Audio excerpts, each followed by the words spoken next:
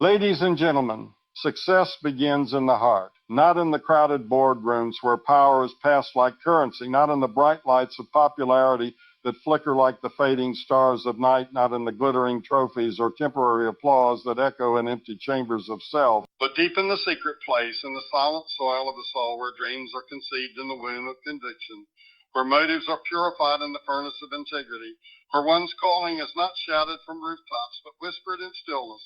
When no one is looking, no one is clapping, no one is clapping. No one is posting, no one is measuring your worth by your wealth, because the true measure of a man or woman is not what they possess, but what possesses. And when the heart is set on what is right, when the desires are forged in truth and not tainted by pride, when ambition bows to purpose and the drive to climb is not greater than the grace to serve, then success becomes not something we chase, but something we become. Because success is not first an achievement, but alignment. The soul aligned with its maker, the will aligned with its mission, the vision aligned with values that do not shift with the sandstorms of culture. And it is only then that what we build will not crumble under pressure, because the foundation is not ego, but obedience. There is a lie in the world that success is found by stepping over others, by seizing before giving, by accelerating without anchoring, by gaining followers instead of laying down your life for a greater cause. But that path is paved with broken hearts and shallow victories. Because when your identity is chained to titles and treasures, you will forever be a slave to applause that fades, to fame that forgets, to pressure that breaks. But when your identity is rooted in something eternal, then every step is steady, even when storms rage. Because the heart is anchored beyond what this world can offer. And oh, how this world will tempt you. It will promise shortcuts and glittering gates of gold. It will offer you the kingdoms. If you only bow, it will applaud your climb, even if it costs your soul. But success that comes at the expense of your peace is not success, but seduction. And what profit is there in gaining the whole world, but losing the still small voice inside that once burned with truth and purpose, the voice that knew you were made for more than this fleeting chase, more than this shallow parade, more than the temporary crown of man's praise. So if you would walk the true path to success, then you must first ascend.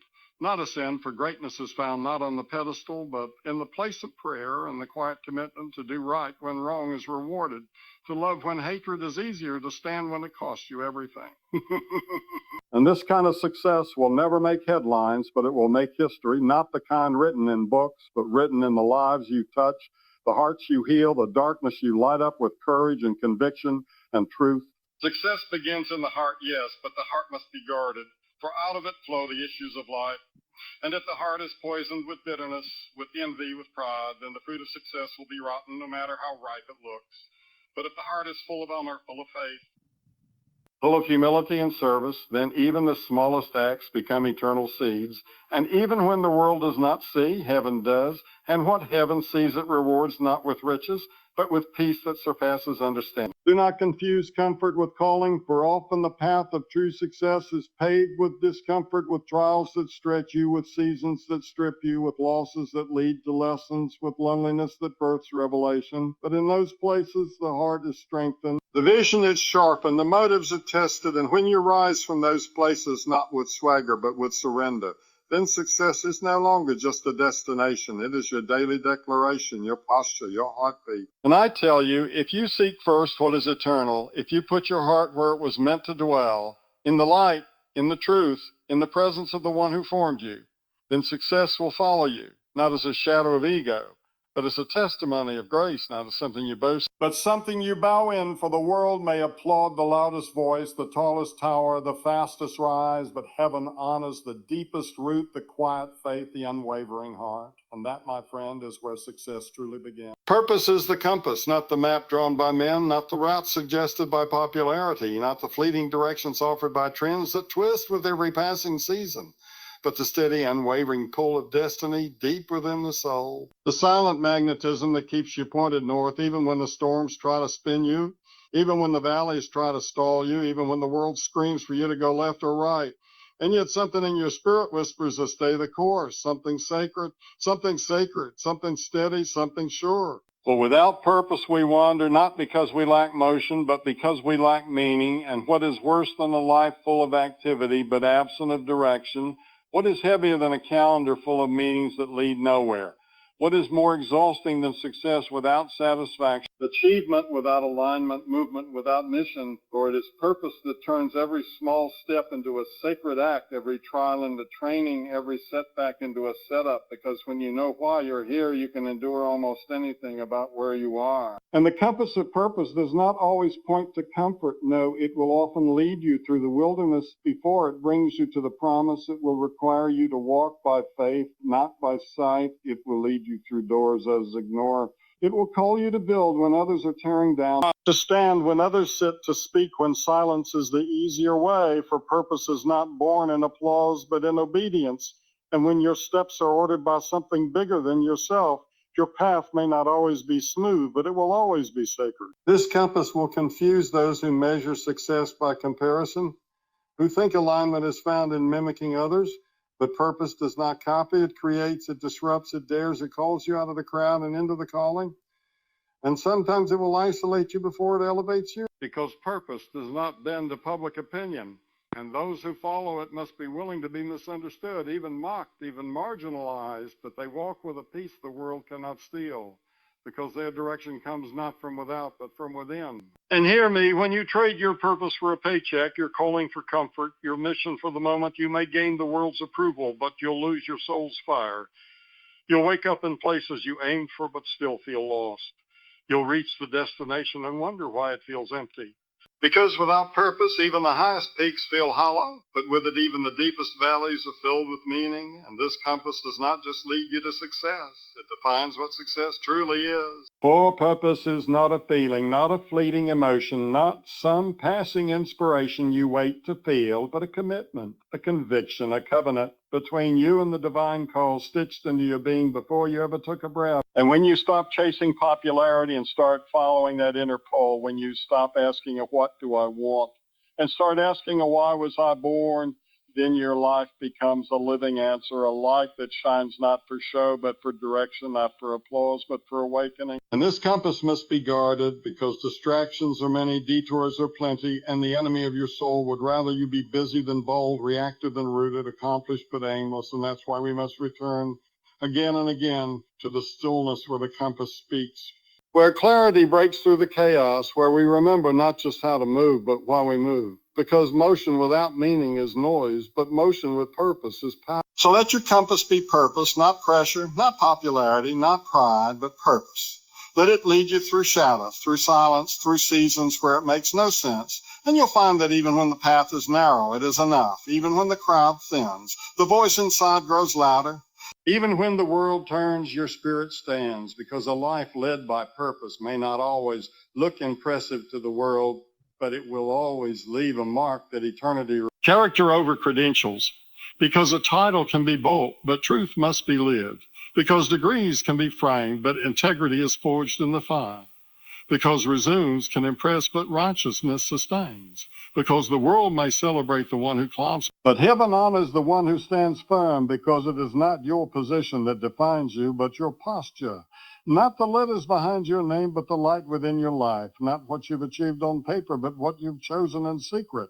When no one is watching, when the cameras are off, when the crowd is gone and the only one left to please is the one who sees the heart. And we live in a day where credentials are shouted, paraded, polished like trophies, where people are elevated for their image rather than their integrity, where followers are counted but character is overlooked, where charisma is confused for credibility. But charisma can fool the eyes while character speaks to the spirit. And I'd rather walk with someone who tells the truth than someone who knows how to talk. I'd rather follow someone who bleeds integrity than someone who knows how to brand it. I'd rather trust the quiet one who does right than the loud one who only says right. For credentials may open doors, but only character keeps you inside. Credentials can impress the gatekeepers, but character wins the respect of those inside the gate. Credentials might get you into the palace, but character determines whether you stand with honor or fall with shame. Because a crown without conscience is a curse, and success without integrity is a slow and silent rot that eats away at everything beautiful until only ashes remain. And how many have fallen? How many with all the degrees, all the experience, all the influence, have crumbled not from lack of knowledge, but from lack of character? How many headlines have we seen? How many towers built by talent have collapsed because the foundation was never virtue? How many leaders rose with strategy but fell from scandal because gifting can take you high, but only godliness can keep you there? And when you build on character, you may not rise as fast, but you will last longer. You may not sparkle, but you will stand. Character doesn't come from the classroom. It comes from the crucible.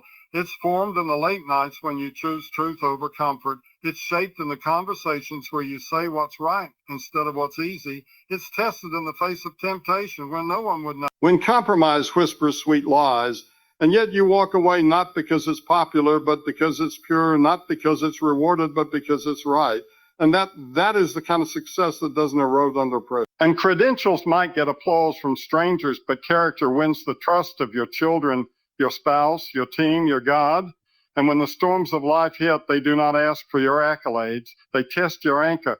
And if all you have is image and title, you will break. But if what holds you is deeper, stronger, truer, if you've been built from the inside out, then nothing, no lie, no loss, no attack can shake the man or woman whose soul is rooted in truth. So let the world chase credentials. Let them dress up insecurity with titles and polish ambition with applause. But let us chase character, the kind that doesn't need a stage to stand tall, the kind that walks into every room with quiet authority because its foundation is clean. The kind that sleeps at night with peace because there are no skeletons in the closet, only prayers in the dark, only courage in the silence, only humility in the spotlight. Because in the end, when the degrees fade, when the trophies collect dust, when the crowds are gone and only eternity stands before you, the question will not be, what did you do? But who were you? Not what did you earn, but how did you live? Not what did others say about you, but what did your life say about truth? And that, my friend, is why character will always matter more than credentials. Hardship is the refining fire, not the punishment of fate, but the proving ground of faith, not the evidence of failure. But the furnace where false strength melts and true strength is forged. Not the enemy of purpose, but the instrument of purification. The very place where the outer shell is stripped and the inner core is revealed, where the masks are burned away and the raw, real, rugged soul is exposed and shaped and strengthened by the flame. And though the fire is fierce and though the heat is hot, it is in that very blaze that the impurities rise, the distractions fall, and the diamond within begins. Because comfort may cuddle you, but it will never complete you. Ease may entertain you, but it will never equip you. Applause may excite you, but it will never refine you. And it is only in the pressing, the crushing, the breaking, the waiting, that something eternal is formed, something unshakable, something that cannot be taught in books or handed down through titles, but something that must be lived, endured, wrestled through in the middle of the night when the tears flow and the answers are silent, but the fire keeps burning. And when the fire comes, and it will come, it will test every motive, every ambition, every shallow root, every hidden idol, every counterfeit strength. And in that holy confrontation, you will either flee or be forged. You will either harden in bitterness or rise in boldness. You will either collapse under the weight or find that you were made for this, not because it's easy, but because something eternal has taken hold of you and refuses to let go. Something deeper than fear, stronger than the storm, more committed than the comfort you left behind. So don't curse the fire. Don't despise the season that breaks you. Don't run from the hardship that feels like it's too much, because sometimes the very thing that feels like it's killing you is the thing that's actually cleansing you, maturing you, preparing you for the next mountain, the next calling, the next breakthrough that cannot be carried by an untested vessel. For a crown without a cross will crush you, and glory without a furnace will fade. Because you can't fake what the fire forms. You can't pretend when you've been through pain. You can't smile with shallow ease when you've wrestled with real sorrow. You come out not burned, but branded, not defeated, but delivered, not destroyed, but defined by grace, by grit, and by the God who never wastes a wound and never lets a storm hit without sowing something deeper with. And let them laugh when you struggle. Let them walk away when the heat turns up. Let them write you off when you're in the ashes. What's being shaped beneath the surface, what they mock today will be the very mark of your strength tomorrow, because those who endure the furnace come out with fire in their eyes and steel in their soul, not proud of their pain, but aware of their purpose, not arrogant from survival, but humbled by transformation. And some will say, if you were really called, you wouldn't be suffering.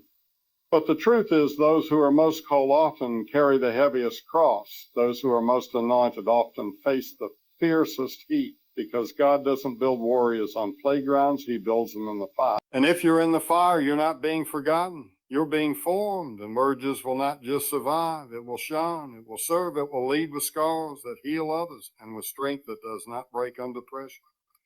So let the fire burn, let the trial run its course, let the hardship dig deep, for this is not the end. This is the process. This is the place where the old is stripped and the new is born. This is the refining fire. And though it may not feel like success, it is the birthplace of it. And those who pass through the fire do not just come out changed, they come out chosen, purified, unshaken, and ready for everything the next mountain requires. Faith is not optional, not for the one who wants to walk in purpose, not for the one who dares to dream beyond their limits, not for the soul that senses there is more than what can be seen, touched, measured, or manipulated, because without faith you will build your life on shifting sand. You will chase what fades, you will trust in what fails, you will rely on your own strength until it breaks, on your own plans until they crumble, on your own timing, until it disappoints, but faith is the anchor in chaos, the light in darkness, the whisper in the storm that says you were made for this, the unseen bridge between where you are and where you're called to be. And faith is not some soft idea, not some vague inspiration or poetic phrase reserved for sermons and songs. It is the backbone of endurance, the fire in the eyes of those who refuse to quit, the decision to believe when the facts say fold, the quiet trust when the noise screams fear, the absolute refusal to bow to doubt when destiny is on the line. And if you think you can fulfill your calling without it, you are still clinging to control, still trying to earn what must be received, still trying to plan what must be believed. Because what God calls you to will always be bigger than your strength, your budget, your education, your network, and the only thing that will carry you across the impossible is a faith that refuses to die. Faith is not a feeling, not a mood, not something you try like a jacket when it's convenient. Because real faith remains when the fire is hot, when the walls close in, when the diagnosis comes back wrong, when the door slams shut, when the miracle delays. When the promise looks like a lie and hope is hanging by a thread, because faith does not depend on circumstance. It declares the truth even when the facts look like failure. It praises in the valley. It marches around the wall even before it falls. It digs ditches when there's no rain inside. It lifts its hands when chains are still clinging. It sees the invisible and calls it inevitable. And there will be those who laugh at your faith, who call it foolish, weak, irrational. But they don't understand the battles that has carried you through, the nights it has held you upright, the mountains it has moved when no one else believed, because faith doesn't need approval. It just needs obedience. And when God speaks, faith moves, not because the path is clear, but because the voice is trusted. And even if the road is long and the outcome unknown, faith takes the step anyway because it believes that the one who called is faithful, even when nothing else is. And you can read every book, attend every conference, master every strategy. But if you do not have faith, you will eventually fold when the pressure rises. You will quit when it costs too much. You will stall when you can't see ahead because intellect can only carry you to the edge. But faith is what carries you through. It is what sustains the soul when the fuel of motivation runs dry, when the crowds disappear, when the lights go out, when it's just you and your calling and the God who gave it to you.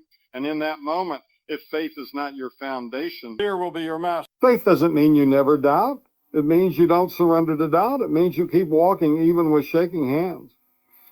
Did you choose to believe the word over the worry, the promise over the pressure, the vision over the voices telling you to give up? And if your life is going to rise above average, if your mission is going to last, if your soul is going to stay strong, then faith can't be an accessory. It must be your oxygen, your compass, your engine, your foundation, your answer when there is no answer. And the truth is, faith isn't just for the mountaintops. It's for the waiting rooms, the wilderness, the silence, the slow days when nothing changes, the long nights when prayers feel unanswered. Because there, when the reward is unseen and the future is unclear, that faith is most alive. Not when it's easy, but when it's necessary. Not when things are going your way, but when the only thing going your way is your will to believe anyway. So no, faith is not optional. Not for the dreamer, not for the leader, not for the leader, not for the one carrying destiny inside their bones. It is essential, it is non-negotiable, it is the thread that holds everything together, the light that leads through every shadow, the fire that keeps burning long after the applause ends. And if you build your life on faith, you may not always see the next step, but you will never fall because the one you're trusting in has never failed. and he never. Discipline is the bridge between vision and victory, not the dream itself, not the moment of inspiration when your heart burns with potential, not the mountaintop moment when your eyes glimpse the greatness ahead, but the daily decision to show up when it's not glamorous. The grind beneath the glory, the secret sacrifice behind the scenes, the unseen moments when no one is watching, applauding, or posting about you, because vision without discipline is just a fantasy. And victory without consistency is just, and it's only when the fire of passion is harnessed by the structure of discipline that destiny starts to take shape. And make no mistake, discipline doesn't ask you how you feel, doesn't wait for motivation, doesn't care about your mood or your momentum, because discipline shows up anyway. It gets up when the body wants to sleep. It prays when the soul feels dry. It builds when resolved. It practices when nobody's clapping. It keeps going when the dream feels far, because discipline doesn't need applause. It needs purpose. And when you know what you're building, you don't need to be entertained. You just need to be anchored. Because everyone wants the crown, but not everyone wants the cross. Everyone wants the platform, but not everyone wants the preparation. Everyone wants the fruit, but not everyone is willing to water the ground every day. Even when it looks blooming, even when the sun is scorching and the harvest seems late, but discipline digs, discipline stays, discipline trusts the process, because it knows that growth takes time and greatness takes effort, and destiny is never built in a single moment, but over 1,000 small ones that no one ever sees. And discipline is what carries you when emotions can't, what guides you when feelings fade, what steadies your hand when fear tries to shake it, what builds your character when charisma isn't enough, what keeps you from crashing when the pressure rises, what forms habits that will carry you through seasons where talent won't, because talent may get you noticed, but discipline is what keeps you effective, and vision without discipline is like fire without structure. It burns wild and fast, but it never lasts. So if you want to win, stop waiting for the right moment and start becoming the right person. Because the future doesn't belong to the dreamers. It belongs to the disciplined, those who know how to delay gratification, who know how to say no to distraction, who choose repetition over recognition, obedience over impulse, progress over perfection, those who know that small steps taken with consistency will outrun giant leaps taken with laziness every single time. And the ones who succeed are not always the most gifted, but they are almost always the most disciplined, the ones who keep showing up, keep swinging, keep learning, keep praying, keep trusting, keep practicing the mundane until it becomes mastery. Who do not despise the routine, but use it to sharpen the edge, to strengthen the muscle, to prepare for the door they know is coming. Not because they see it yet, but because discipline doesn't wait to see, it works in. And if you look closely, you'll find that behind every overnight success is 1,000 nights of discipline. Behind every moment of glory is a mountain of grind. Behind every headline is a history of habits formed in silence. And when the lights come on and the world starts to watch, well, not the moment that made them, it's the years of obedience that shaped them. And if you want to finish strong, you can't just start excited. You have to stay disciplined. So don't ask for victory if you won't walk the bridge. Don't pray for success if you won't embrace structure. Don't talk about purpose if you won't practice discipline. Because the vision God gave you is not waiting on favor. It's waiting on faithfulness. And if you'll put your hand to the plow and your feet to the path, day after day after day, then the vision will not just stay in your head. It will rise from the ground and become your reality, because discipline is the bridge, and only those who walk it will reach the other side. Pride is a pitfall, not a trophy to carry, but a trap to avoid, not a badge of strength, but a blindfold to the soul. Not confidence refined, but arrogance disguised. And it doesn't shout at first. It whispers, it creeps, it flatters, it nods in agreement when people praise you. It tells you you're the exception. It reminds you of your victories, the grace that brought them. It magnifies your strength. It minimizes your source. It elevates your image while eroding your integrity. And before you know it, what started as boldness becomes blindness. What looked like self-worth becomes self-worship. And the same heart that once served now seeks to be served. And pride will not announce its arrival with a roar, but will crawl in through the cracks of success. It will wrap itself in compliments and camouflage itself in charisma. It will make you think you're rising when you're actually drifting. It will make you believe you're building when you're actually boasting. It will replace prayer with performance, hunger with hype. And before long, you're no longer listening to correction, no longer asking for wisdom, no longer searching for truth, just building taller towers without checking the foundation, forgetting that even the strongest structure falls if the base is brittle. Because pride doesn't just distort your view of others, it distorts your view of yourself. It makes you unteachable, unreachable, unyielding. And when you become convinced that your opinion is the only one that matters, your way is the only one that works, your platform is the only one that deserves a voice, you're not leading anymore. You're lauding, not inspiring anymore, just impressing, not building legacy, just building ego, and the higher pride lifts you, the harder the fall when truth comes crashing through the illusion. And history is filled with the wreckage of those who let pride guide their steps, kings and kingdoms, prophets and preachers, warriors and wise men fallen not by enemies but by ego, not by opposition but by self-deception. Because pride doesn't need an army to defeat you. It just needs your agreement. And the moment you start believing you no longer need accountability, no longer need humility, no longer need help, is the moment the pit opens wide beneath your feet. And the danger of pride is not just in what it makes you do, but in what it makes you ignore, the warning signs, the wise voices, the quiet conviction of the spirit that says, slow down, step back, repent, reconsider. Because pride will convince you you're untouchable while your soul is quietly unraveling. It will silence your need for grace while pretending to walk in strength. It will trade intimacy with God for independence from Him until you are surrounded by applause but empty on the inside. But humility is the antidote. Not self-hatred, not insecurity, but a grounded awareness that without God you are dust, without truth you are lost, without grace you are guilty. And when you walk humbly, you can rise without arrogance, lead without ego, succeed without superiority. Not superiority, because humility doesn't deny your value. It just never forgets the source of it. It doesn't shrink your vision. It just makes room for wisdom. And when you walk in humility, you don't have to pretend. You just have to be real. So beware the praise that puffs up. Beware the platform that isolates. Beware the success that makes you forget the seasons of silence. Because the enemy doesn't have to destroy you with sin if he can distract you with self. He doesn't have to trap you with lies if he can tempt you with your own image. And pride may look like strength to the world, but it's weakness in disguise. A crumbling wall painted to look like steel. And when the storm hits, the proud fall first. Because pride is a pitfall, subtle, seductive, and sudden.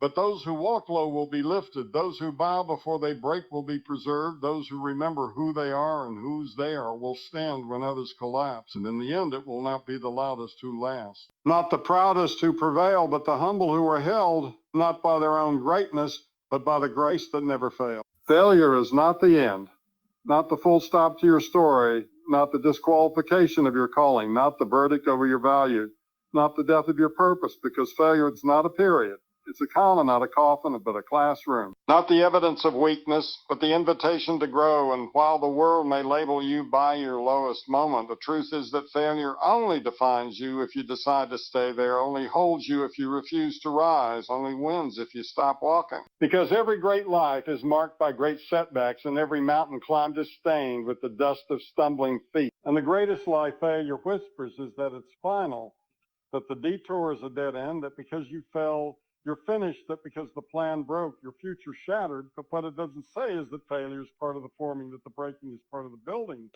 That the mistake you thought would bury you can become the very thing that matures you.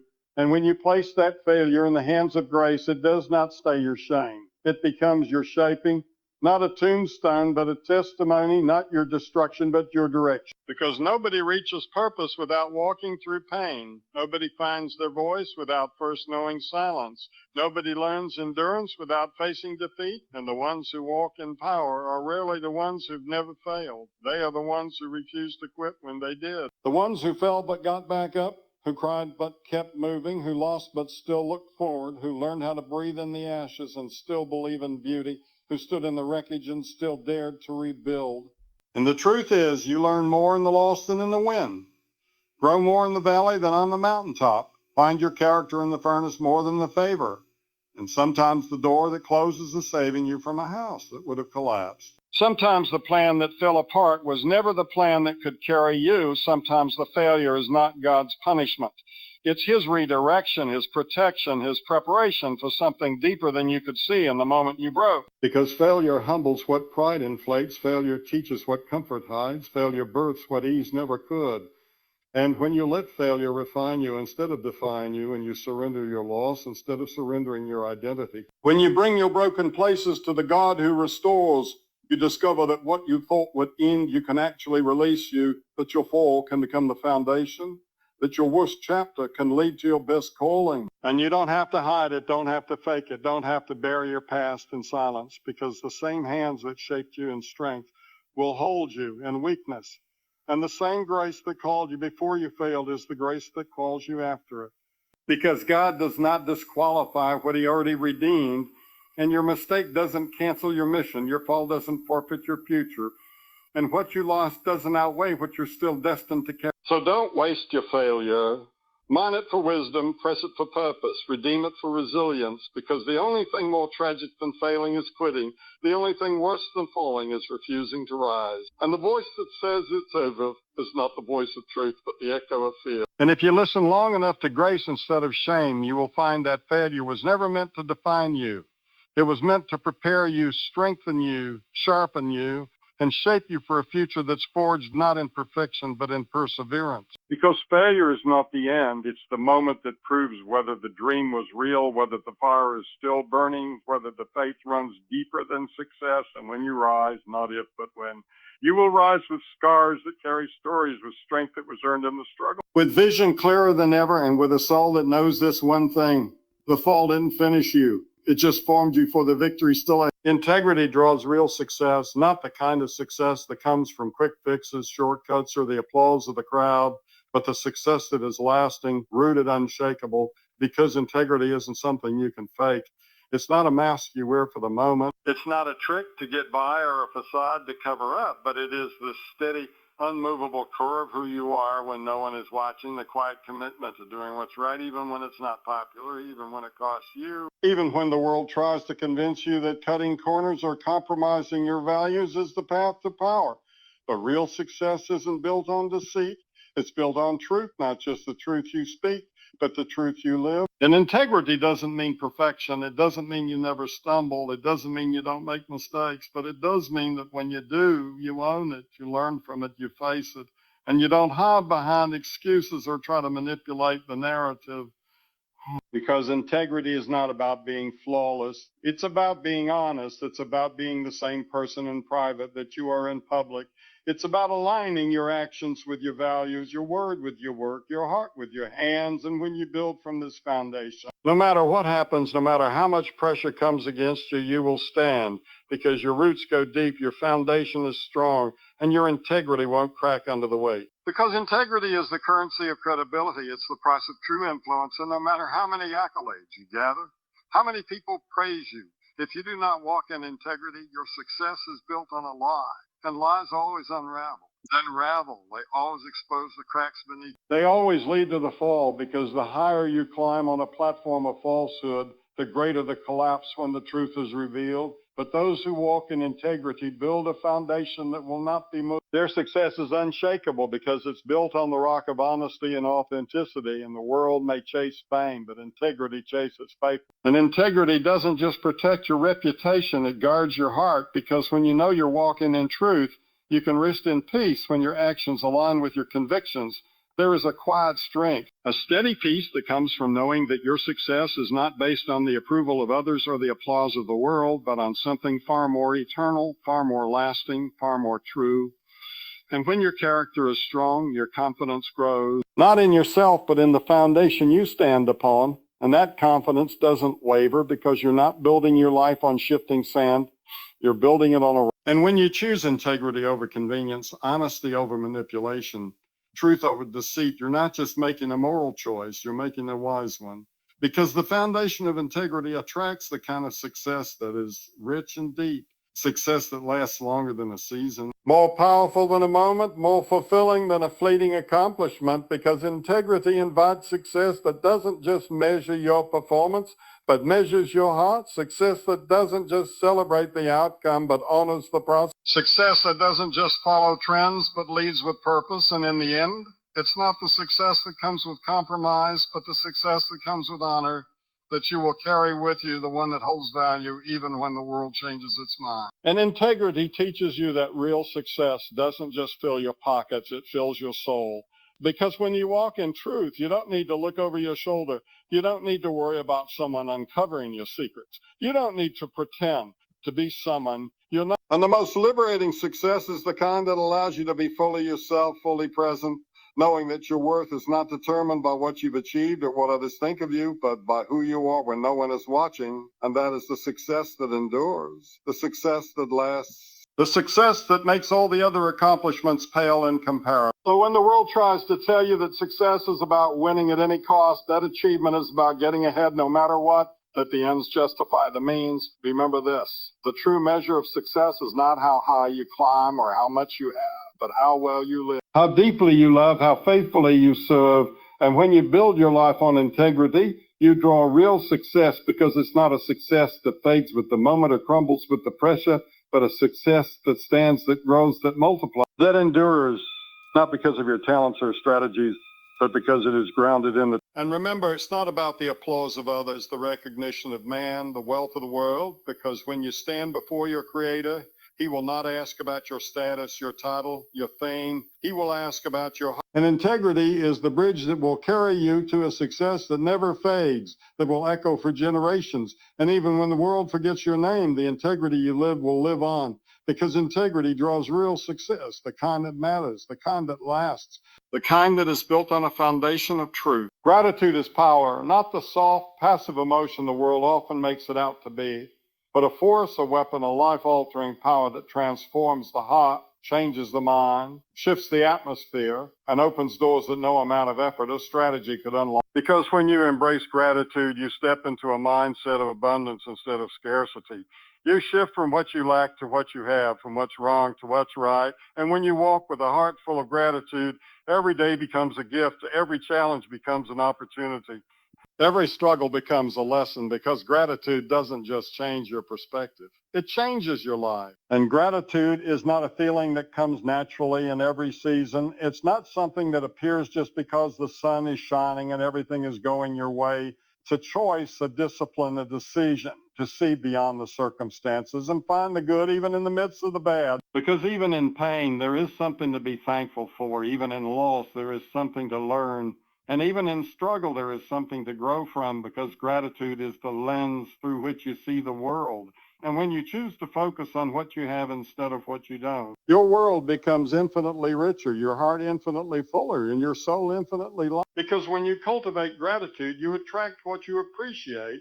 You open doors that no one can close. You invite joy to fill the spaces where bitterness once resided. And the power of gratitude doesn't just impact your own life. It changes the environment around you. It lifts others up. It inspires those who are discouraged. It heals the wounds of the weary, and it speaks louder than words ever could. Because when you walk in gratitude, you become a source of light and encouragement to everyone you meet. And what's more powerful than that? And gratitude isn't just a response to good things. It's a posture you adopt even when the path is hard, when the road is long, when the dreams are delayed. Because gratitude is not about denying reality, but about choosing to see the hidden blessings within it. The strength that's being forged in the fire, the character that's being developed in the waiting, and the growth that's taking place in the struggle, because gratitude doesn't wait for the storm to pass.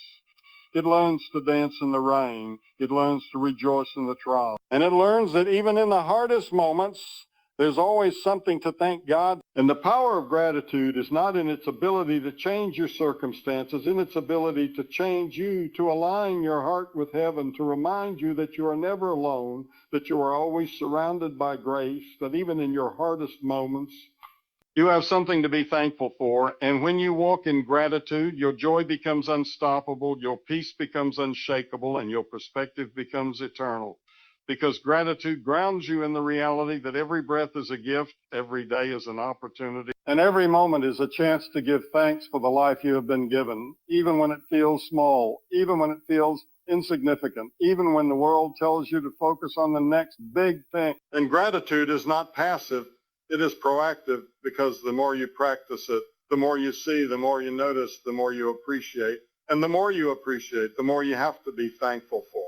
You begin to recognize the beauty in the mundane, the blessings in the routine, the miracles in the small things, and what you used to overlook becomes the very thing that sustains you, because gratitude teaches you to celebrate the present moment, to find joy in the simple things, and to be content with what you have, knowing that what you appreciate multiplies, what you value grows, and what you thank God for. So when the challenges come, when the storms rise, when the road is unclear and the future uncertain, choose gratitude because of the power that holds you steady, the anchor that keeps you grounded, the light that guides you forward, and the peace that guards your heart. Because gratitude is not just a reaction to what's good. It is the source of strength that helps you navigate what's hard. It is the energy that propels you forward when you want to quit. It is the power that turns your focus from the problem to the possibility, from the burden to the blessing. And when you live in gratitude, you hold the key to transforming any situation, any challenge, any moment into something beautiful, powerful, and redemptive. And as you walk in gratitude, you will discover that it's not the things you acquire or the achievements you accumulate that define your success. It's the heart that overflows with thankfulness, the soul that rejoices in all things. The person who can see the good in the struggle and the beauty in the broken, and when you live with gratitude, not only do you unlock the power to transform your own life, but you become a vessel for transformation, formation in the world around. Because gratitude is not just power in your own hands, it's power in the hands of the one who gives every good gift, every breath, every heartbeat, and every moment of grace. Time is a gift. Not something to be wasted, not something to be taken for granted, not something to be squandered on distractions, but a sacred offering, a resource that once spent can never be regained, and every tick of the clock is a reminder that this moment, this breath, this fleeting. And while we chase after success, wealth, and achievement, the most valuable currency we have is time, because it's the one thing that money cannot buy. Power cannot control and influence cannot extend. And once it's gone, you cannot barter for it, borrow it, or buy it in some. Time is not to be hurried through, not to be filled with noise, but to be cherished, to be stewarded with intention. For what you do with your time today shapes the person you will be tomorrow. And time doesn't wait for you to be ready, doesn't pause while you sort out your plans or fix your mistakes, doesn't stand still while you hesitate, doubt, or second guess, because time moves forward, always forward, with or without you, and so you must choose how to use it wisely, with purpose, with meaning, with direction, because once a moment slips through your fingers, it's gone forever, and you can never go back to that exact second, that exact place, that exact opportunity. And while you can make more money, you can make more connections, you can create more opportunities, but you cannot make more time. And so the value of time is not in how much of it you have, but in how you use it. And the gift of time is not only in what you accomplish with it, but in how you live in it, how you invest in the people who matter, how you love with your actions, how you listen with your heart, how you pour into others, how you prioritize what is eternal over what is temporary. Because time is not meant to be spent alone, not meant to be spent chasing empty things, not meant to be consumed by busyness, but meant to be shared, meant to be filled with purpose, meant to be poured out for others and for causes greater than yourself. Because the true value of time is found not in what we accumulate, but in what we give. And when you realize that time is a gift, it changes your whole perspective on the way you approach your days, because you stop living in the rush of doing just to do. You stop running on empty. You stop letting the demands of the world dictate how you spend your time. And you begin to see the preciousness in the simple moments, and the pauses, and the conversations, and the quiet, and the laughter, and the connection, because every second is an opportunity, every moment is a treasure. And how you spend that time speaks to what you value most. And when you live with this awareness, you live with greater intentionality, with more focus, with a deeper sense of purpose. And time, when lived well, leads to fulfillment, not in the accumulation of achievements, but in the richness of a life well lived.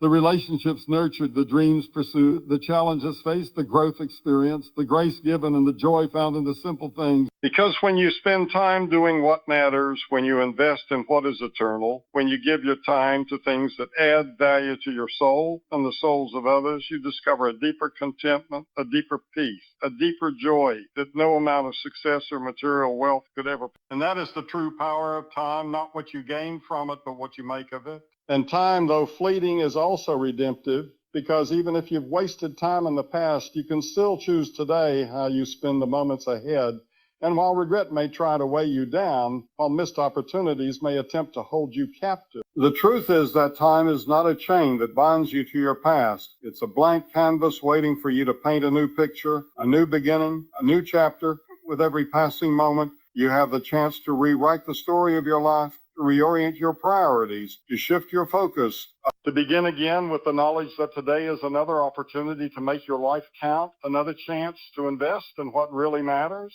So don't wait for the perfect moment. Don't wait for the right time to start.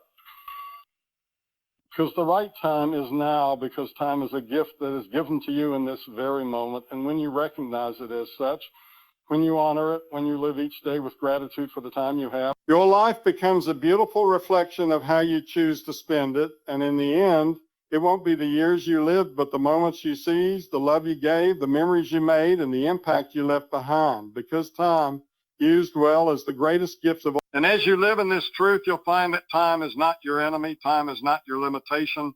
Time is not something you're trying to outrun. Time is your teacher, your opportunity, your gift, and when you do it with the respect and reverence it deserves, you realize that the time you've been given is precious, not to be spent on meaningless pursuits, but to be filled with purpose, with passion, with grace, and with love. And the greatest gift you can give yourself and others is not just your presence, but the intentional, powerful use of your time. Because in the end, time is a gift, and how you use it is your legacy. Wisdom is more precious than ambition, though it drives us to achieve, to reach, however, to pursue success. It can sometimes blind us to the deeper truths of life, pushing us to chase after things that glitter but don't last, leading us down paths that promise fulfillment but often deliver emptiness, while wisdom, true wisdom, the quiet voice that guides us through the noise of the world, that teaches us to discern between what is fleeting and what is eternal, to know that success is not just about reaching the top, but about how we walk the path, who we become in the process, and what we leave behind, because wisdom tells us that the journey itself is as important as the destination, if not more so, and that the way we live, the choices we make, and the relationships we nurture define true success more than any title, any accomplishment, any accumulation. And while ambition often comes with the desire to prove ourselves, to demonstrate our worth, to win the approval of others, wisdom invites us to examine our hearts, to understand our motivations, to seek inner peace instead of outer praise, to find meaning in what we do rather than in what we achieve. And wisdom knows that we are not defined by what we accomplish, but by who we are in the quiet moments when no one is watching, when the applause fades, when the awards are forgotten. Because wisdom understands that true fulfillment comes not from external validation, but from an internal sense of purpose, from knowing that we are living in alignment with our values, that we are growing into the people we are meant to be, and that the pursuit of wisdom itself is a journey worth more than the pursuit of ambition. Because ambition without wisdom can lead us into recklessness, to take shortcuts, to compromise our values, to climb over others in pursuit of our goals. And while we might rise quickly, we may also fall just as fast, because without wisdom, we may fail to see the costs of our ambitions, the sacrifices we make, the relationships we damage, the integrity we lose, and the peace we forfeit. In wisdom, on the other hand, teaches us patience, teaches us to consider the long-term effects of our decisions, to think beyond the immediate rewards, to measure success by the depth of our character, not the height of our achievements, because wisdom understands that it is better to take a slower, more deliberate path that leads to lasting peace than a fast, fleeting one that leads to regret.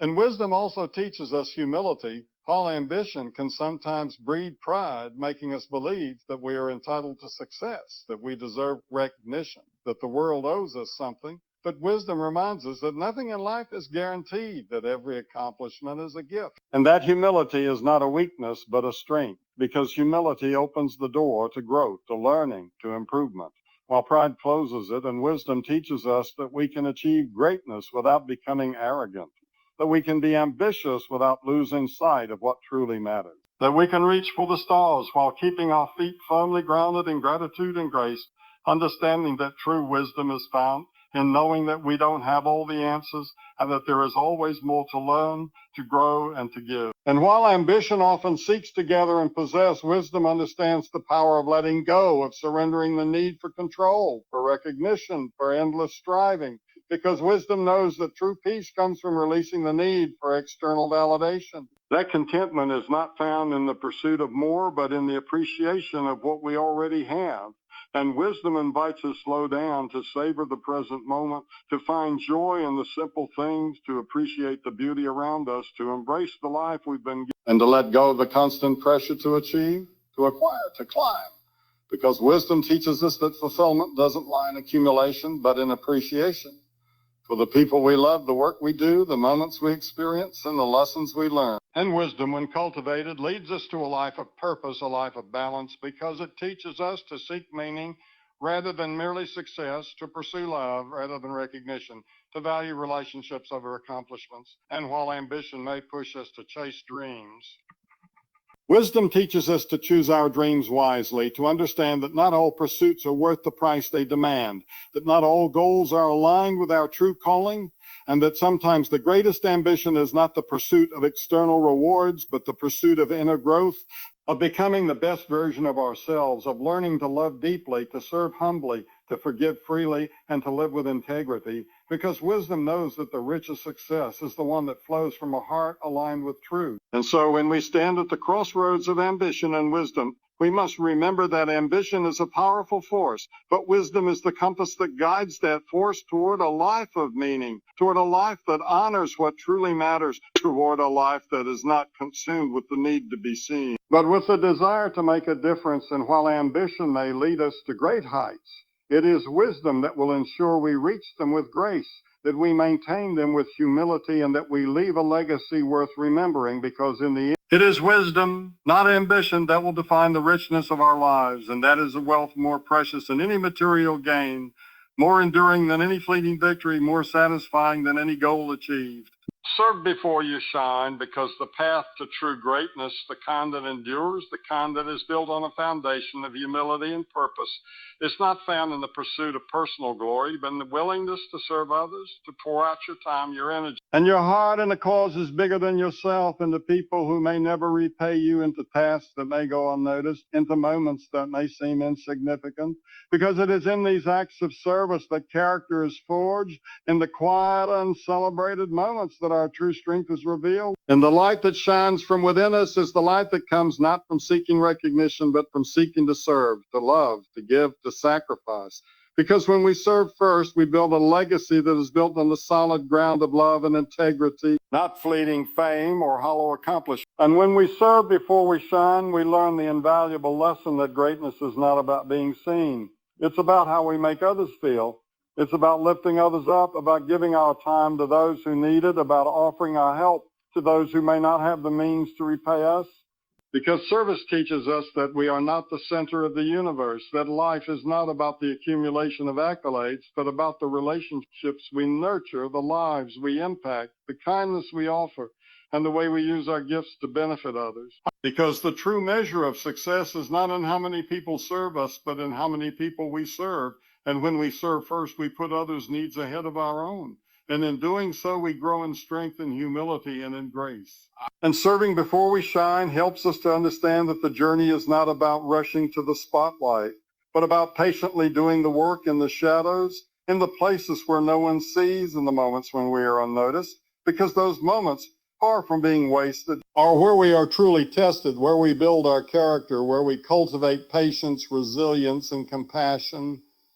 When we choose to serve with a heart full of love and no expectation of recognition, we discover that the most beautiful light shines brightest in the dark, that the deepest growth occurs in the unseen, and that when we finally do shine, it's not because we sought it, but because we've allowed the light within us to grow through service and sacrifice. And serving before we shine also teaches us that the work we do in obscurity, in humility, and service to others is never in vain, because when we pour into others, when we lift them up, and every moment spent serving becomes an investment in who we are becoming, not just in what we are accomplishing. And through service, we develop the qualities that make us worthy of shining: kindness, empathy, compassion, and a deep understanding that the world does not revolve around us, but around the people we are called to serve.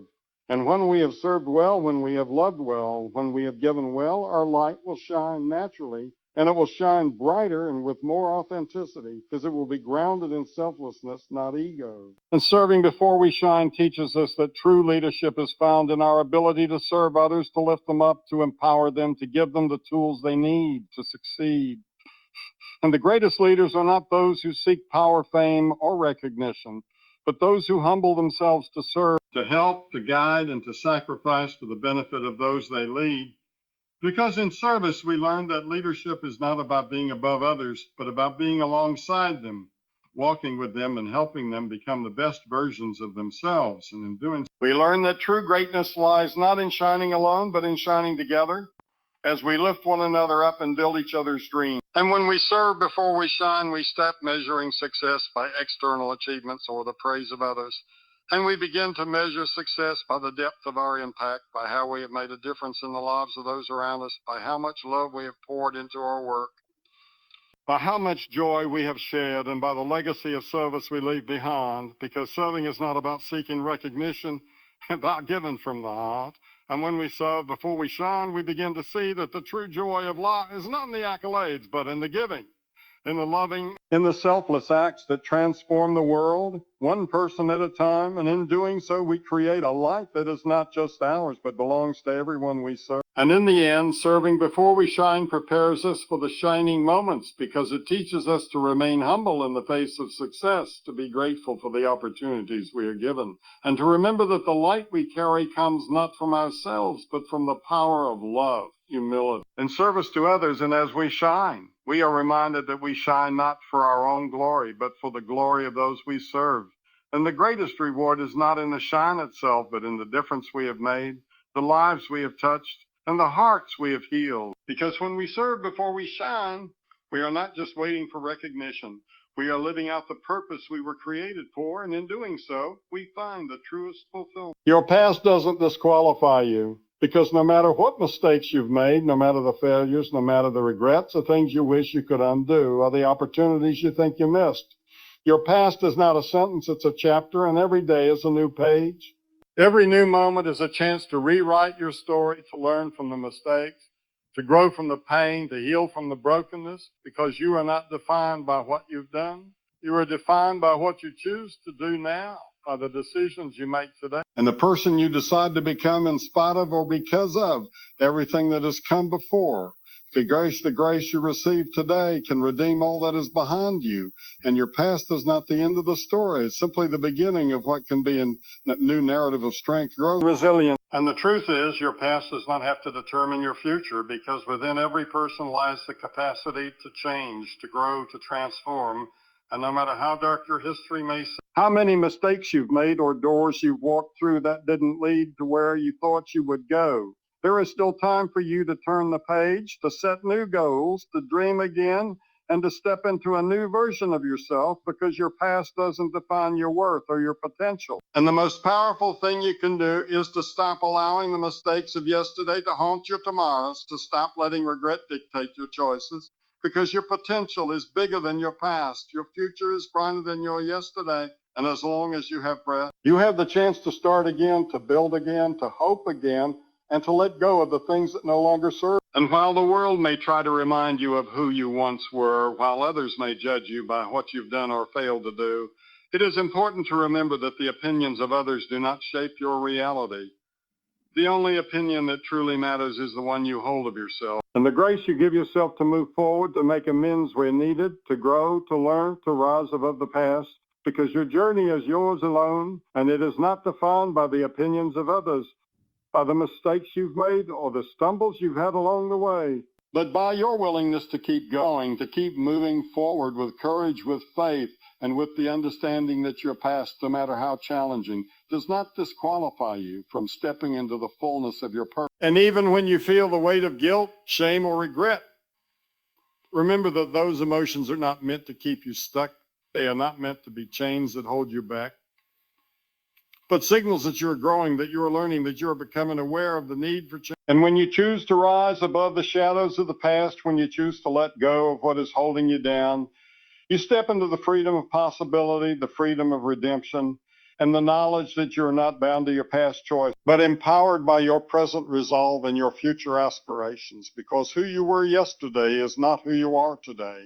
And who you are today is not who you will be tomorrow. And every new breath is an opportunity to redefine your path and make the most of the time. And the beauty of life is that transformation is possible. And no matter how many times you've fallen or how far you think you've strayed from where you wanted to be, there is always room for growth, always a chance for renewal, always an opportunity for forgiveness, not just from others, but from yourself. And when you give yourself the gift of grace, when you stop holding on to your past as a measure of your worth or ability, you open yourself up to the power of change, to the strength that comes from overcoming, from moving forward with faith and hope, from believing that no matter what has happened, you still have the ability to shape your future. And in doing so, you find that the past no longer has the power to control you or define you, because you are the one who gets to write your story. And it is in the moments when you feel like giving up, when you feel like your past is too heavy to carry, that you must remember that your past is only a small piece of who you are, not the whole picture. And while it may take time to heal from the scars, to let go of the guilt, to forgive yourself and others, there is strength in acknowledging where you've been without letting it chain you to where you're going. And there is power in choosing to believe that your story is not over, that you can still make a difference, that you can still rise, still build, still dream. Because the past does not disqualify you, it refines you, prepares you, and it gives you the wisdom to move forward with purpose and resolve. And as you walk forward, you may encounter doubts, you may face obstacles, you may find that the road ahead is not easy, but remember that every challenge you face is an opportunity to grow stronger. Every setback is a chance to learn. And every moment that seems like a failure is just another lesson in the journey of becoming who you were always meant to be. Because your past, however painful, is simply the foundation upon which you can build a better tomorrow. And it does not disqualify you. It empowers. It gives you the resilience, the perspective, and the wisdom to keep moving forward, to keep believing, and to keep striving for the future you were created to live, because no matter where you've been, your future is waiting, and it is far brighter than anything behind. True success blesses others, because success is not just measured by what we gain or achieve for ourselves, but by the impact we have on those around us. Because real success is the kind that pours out from a heart that understands that every blessing, every opportunity, every accomplishment is not just for personal glory, but for the greater good, for the benefit of those who walk beside us, those we love, and even those we may never meet, because true success recognizes that when we rise, we must raise others with us, that when we are blessed, we must pass that blessing along, because a life that seeks only its own success is empty, fleeting, and hollow, while a life that seeks to bless others creates a legacy that lives on far beyond any achievement, because it is rooted in love, compassion, and the understanding that the true measure of success is in how much we give, not how much we take. And when we understand that true success blesses others, we begin to see success not as something to be hoarded or protected, but as a tool, as a resource, as a platform from which we can help others rise, from which we can share what we have, whether it's time, wisdom, resources, or encouragement. Because real success does not leave others behind in the pursuit of its own goals, but takes others along, pulls them up, gives them the opportunities they need to succeed, because success is not a competition, it's a collaboration. And when we achieve success with others in mind, we find that our joy is multiplied, that our victories become sweeter when shared, and that the success we experience is far richer when it is a shared experience. And success that blesses others does not come from a place of selfish ambition or pride, but from a place of humility, knowing that we are stewards of the gifts we have been given, and that our accomplishments are not just the result of our own efforts, but of the support, love, and help we've received from others. And when we recognize this, when we see that every success is a product of a larger community, we stop seeing success as an individual pursuit and start seeing it as a collective journey. And in doing so, we start to bless others with the success we've achieved by investing in them, by using our influence to empower them, by sharing the lessons we've learned, and by creating opportunities for others to flourish alongside us. And when we choose to let our success bless others, we start to understand that the value of success is not in what it brings us, but in what it enables us to give, because true success allows us to provide for those in need, to mentor those who are struggling, to lift up those who are weighed down, to offer a helping hand to those who are trying to find their way, And when we do so, we discover that the fulfillment we seek in success is not found in material gain or accolades, but in the joy of giving and the satisfaction of seeing others grow, succeed, and thrive because of the opportunities we helped create for them. Because there is no greater joy than knowing that our success has helped someone else achieve their dreams, that our blessings have become the foundation upon which someone else builds their future. And true success, when it blesses others, also understands that there is no true fulfillment without service. And so success is not about accumulating wealth, fame, or power for personal satisfaction, but about using those things to serve others, to create positive change, to help heal brokenness, to rebuild lives, and to provide hope where there was none, because real success is the ability to leverage what we have to bring about good in the world, to restore dignity to the marginalized, to feed the hungry, to comfort the grieving, and to give of ourselves without expecting anything in return, because it is in the giving that we find the true richness of life. And it is through this giving that success becomes something far greater than personal achievement. It becomes a force for transformation, a way of blessing those around us, and a way of leaving the world better than we found it. And when success blesses others, it reminds us that life is not about building our own kingdom, but about contributing to a greater good, about using our success to make a difference, to inspire, to encourage, and to uplift. Because the beauty of true success is that it multiplies when shared, that when we choose to bless others with what we have, we create a ripple effect that spreads far beyond us, that the success we experience has the power to touch lives, to change communities, to transform societies, and to inspire others to do the same. And in this, true success becomes not just a personal victory, but a collective movement that lifts all who are part of it. And in the end, when we look back on our lives, we will not remember the accolades, the awards, the material gains, but we will remember the lives we touched, the people we helped, the joy we gave, the love we shared, and the difference we made. And that is the essence of true success, the kind that blesses others, the kind that has no expiration date, no finish line, no limits, because it continues to ripple outward generation after generation, touching lives and creating legacies that live on far beyond the fleeting moments of personal achievement. And when we choose to bless others with our success, we discover that we have not only made a lasting impact on those around us, but we have also created a legacy that will bless the world for years to come.